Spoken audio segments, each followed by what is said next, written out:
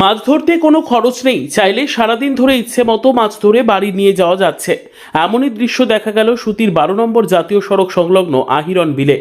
সকাল থেকেই ভিড় জমিয়েছে কচি কাচারা, হাতে মাছ ধরার ছিপ আর জাল নিয়ে চলছে রীতিমতন প্রতিযোগিতা।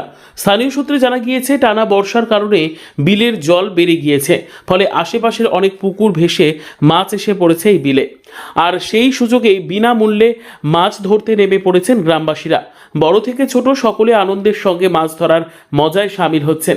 কেউ ছোট মাছ নিয়ে বাড়ি ফিরছেন, আবার কারো জালে ধরা পড়ছে রুই, কাতলা, শোলের মতো বড় মাছও। স্থানীয় বাসিন্দাদের মতে এমন সুযোগ সব সময় মেলে না। বিলে এখন ভেসে আসা মাছ প্রচুর, তাই যতটা ধরা যায় নিয়ে যাওয়া যাচ্ছে। আহিরন বিলের এই বিনামূল্যে মাছ ধরার হিড়িকে ঘিরে এখন এলাকায় এক উৎসব মুখর পরিবেশ তৈরি হয়েছে।